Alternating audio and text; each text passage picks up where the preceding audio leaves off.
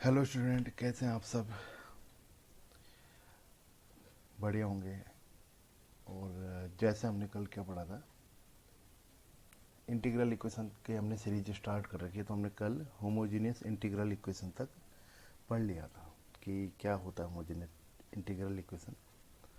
अब हम पढ़ते हैं, थोड़ा सा डेफिनेशन पढ़ लेंगे और थोड़ा सा क्वेश्चन देख लेंगे फर्स्ट यूनिट के। ठीक है, तो आज का जो है, आज जो क्लासिफिकेशन है वो है के एक्स टी से रिलेटेड क्लासिफिकेशन ऑफ के एक्स टी। के एक्स टी मीन्स कर्नल। तो सबसे पहला आता है डीजनरेट कर्नल। डीजनरेट, इसको आप वो भी बोल सकते हो सेपरेबल, जो भी वर्ड आए यार, हमें दोनों नाम है इसके, डीजनरेट और सेपरेबल कर्नल। अब इसको सेपरेबल कब कहेंगे, क्या है इसका मतलब? तो जो कर्नल है उसको is called separable if it can be expressed as the sum of finite number of finite number of terms such that each term is a product of function of x और t only. अब इसका mean आप ये भी समझ सकते हैं कि जब क्या होता है कि कोई जो कर्नल है, ये इसका मतलब ये है कि जब किसी कर्नल को आप एक्सप्रेस कर सकते हैं सम के तौर पे। अब सम किसका होगा? प्रोडक्ट का सम होगा, और उस प्रोडक्ट में कौन होगा? एक एक्स का फंक्शन होगा और एक टी का होगा।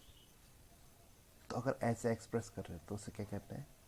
सेपरेबल और डीजनरेट करना। मतलब कैसे? के एक्स टी को आप ऐसे, अगर ऐसे एक्सप्रेस कर पा रहे हो, के एक्स टी समेसन, ये एक्स का हो गया, ये टी का फंक्शन हो गया।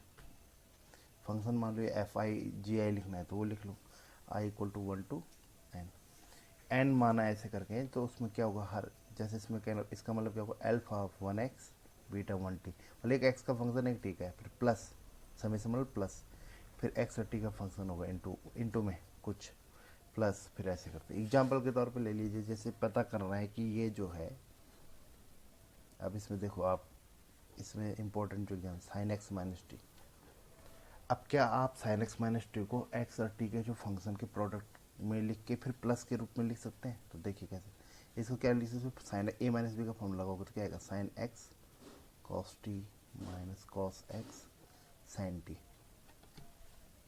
तो समीशन के तौर पे, तो क्योंकि इसमें हम इसको ऐसे लिख सकते तो जरूर sine X cos T plus minus cos X sine T. एक एक्स का फंक्शन फिर टी का प्लस समेसन मतलब प्लस, एक एक्स का फंक्शन एक टी का।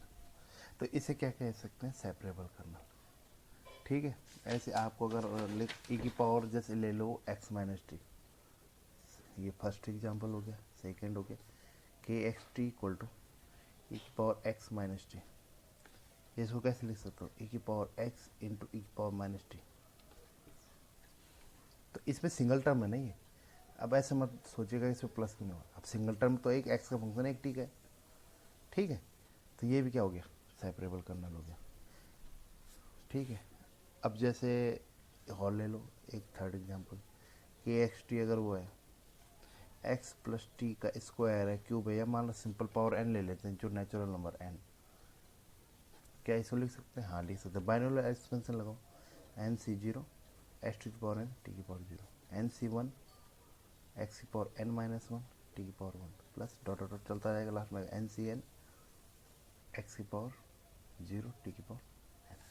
तो एक एक्स का फंक्शन एक टी का प्लस एक्स का टी का, ये तो कांस्टेंट है, इसको आप किसी के साथ भी ले सकते हो ऐसे ऐसे करके। तो इसका मतलब क्या हो गया, ये डी जनरेट और सेपरेबल करना होता है एग्जाम्पल। अब लेते हैं कि जैसे और एग्जाम्पल जो ना भी हो, जैसे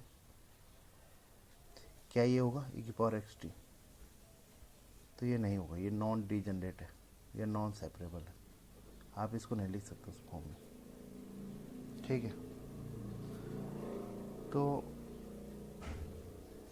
कुछ कुछ सवाल जिसमें आप समझ पाए, तो मैंने कुछ कुछ एग्जाम्पल लिए हैं उससे रिलेटेड। ठीक है, अब आती है ये, एक तो सेपरेबल कर्नल की डेफिनेशन याद कर लीजिएगा। अब आता है सिमेट्रिक कर्नल। सेकंड जो क्लासिफिकेशन है सिमेट्रिक कर्नल। सिमेट्रिक का भी पढ़ेंगे और एक स्क्यू सिमेट्रिक का भी।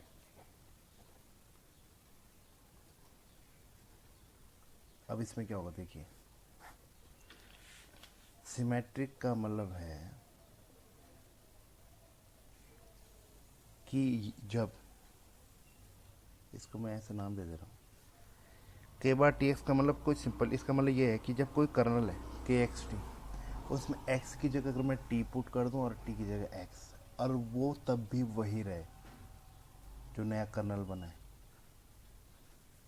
है वो के टी एक्स ही, मतलब जो कर्नल है, लेकिन उसका नाम दिखाने के लिए कि इसका मतलब है कि जब मैंने एक्स को टी में रिप्लेस कर दिया और टी को एक्स में, तो जो नया कर्नल बना क्या वो वैसे ही था जो कि एक्स टी था। अगर ऐसे ही रहेगा तो उसे बोलेंगे हम सिमेट्रिक कर्नल। और अगर ऐसा हुआ, इसको सिमेट्रिक में के बार टी एक्स हो जाएगा माइनस ऑफ के एक्स टी। ठीक है, अब इसका एग्जांपल ले लेते हैं। जैसे साइन एक्स माइनस टी, ये माना हमारे पास कर्नल है के एक्स टी। अब देखते हैं ये क्या सिमेट्रिक है या स्क्यू सिमेट्रिक है। तो अब मैंने क्या किया, एक्स को टी और टी को एक्स में रिप्लेस करके नया कर्नल बनाने की कोशिश, उसको मैंने के बार नाम दे दिया। देखिए क्या आएगा, साइन टी माइनस एक्स। अब इसमें क्या कर सकता हूँ मैं, इसके माइनस ले सकता हूँ अंदर common, sine of minus X क्या आ जाएगा, माइनस साइन एक्स। अभी क्या था, के एक्स ही था, क्या आ गया माइनस के एक्स टी। कैसा है इसका मतलब, ये स्क्यू सिमेट्रिक। ठीक है, और जैसे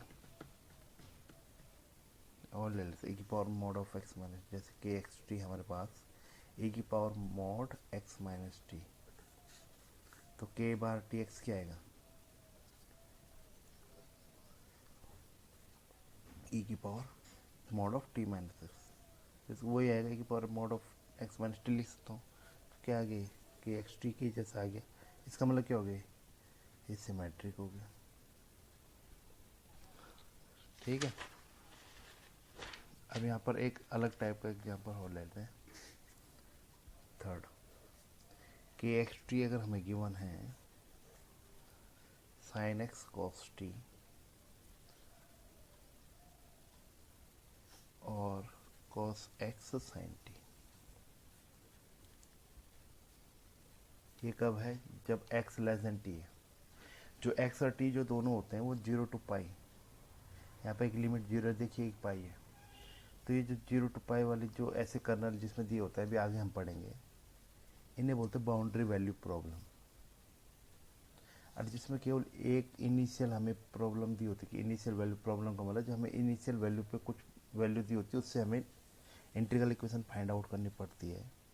तो वो बनती है किसमें, वोल्टेरा में चेंज होती है, अभी आगे हम पढ़ेंगे। तो अभी ये कर्नल है, इसमें जो एक्स और टी है दोनों जीरो टू और पाई के बीच में लाई कर रहे हैं। तो इसमें कब है ये कर्नल, जब एक्स जो है लेस देन टी है, और इसमें जब टी जो है एक्स से मतलब एक्स ग्रेटर देन हो गया। अभी चेक करना है कि ये कर्नल सिमेट्रिक है कि नहीं है। तो अगर मैं रिप्लेस करूं तो क्या आएगा, रिप्लेस करो एक्स को, यहाँ भी करना पड़ेगा आपको, ठीक है, दोनों तरफ। क्या आएगा, साइन टी कॉस एक्स, ये आ जाएगा, ये ऐसे आ जाएगा, ये ऐसे आ जाएगा। फिर यहाँ पर क्या आएगा, कॉस टी साइन एक्स, ऐसा बन जाएगा।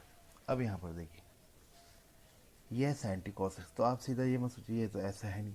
अब यहाँ पर ये, फिर ये देखिए प्रॉब्लम जो यहाँ पर दी है, जो लिमिट्स दी है कि किस हिसाब से यहाँ पर वो हो रहा है, ये फंक्शन कहाँ पर है, ये जब टी लेस देन एक्स है, यहाँ पर टी जो लेस देन एक्स है, ये और ये देखो एक सेम है, T less than X, T less than X, sine T cos X, sine T cos X. और जब एक्स लेस देन टी है तो कॉस टी साइन एक्स। तो इसका मतलब क्या है, ये हो गया है आपका सिमेट्रिक कर्नल।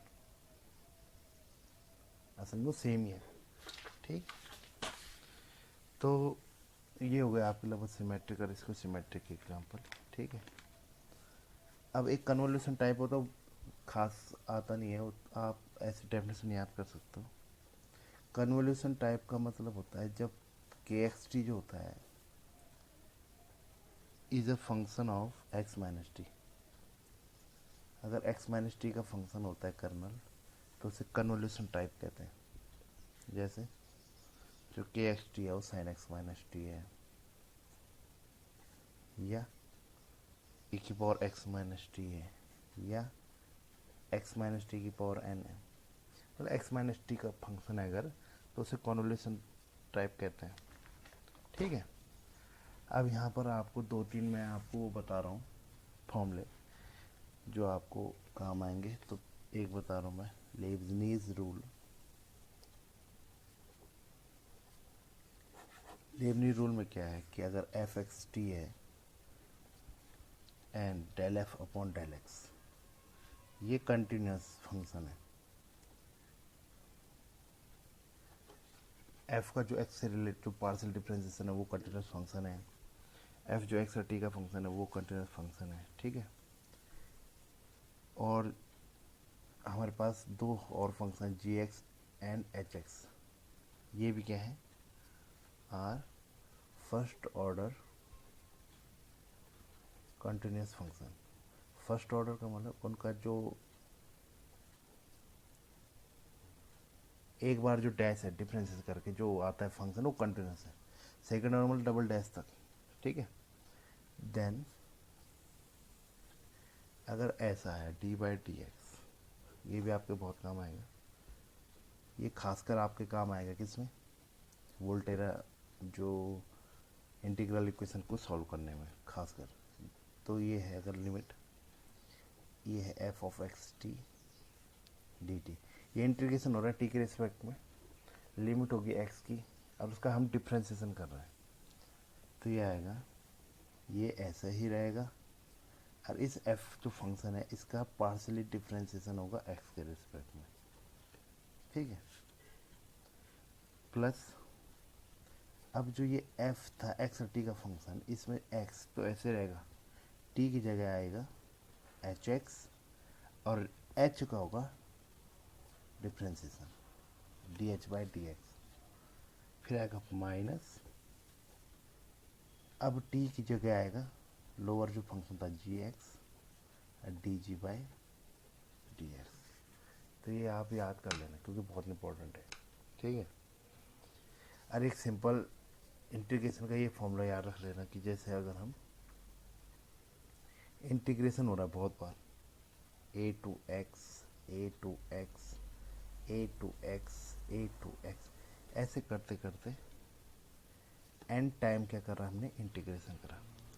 तो वाई टी डी टी की पावर एन, मतलब एन बार इंटीग्रेशन किया वाई टी जो भी है फंक्शन नंबर यहाँ पर, तो इसके साथ आ जाएगा सिंपल लगाओगे आप, और एक्स माइनस टी की power N minus one upon N minus one का factorial Y T D T.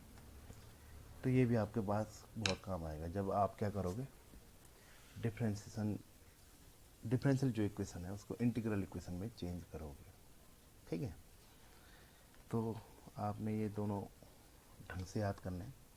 अब हमारे पास इसमें जो यूनिट फर्स्ट है जो एमएससी की, उसमें हमारे पास ये गिवन है कि ये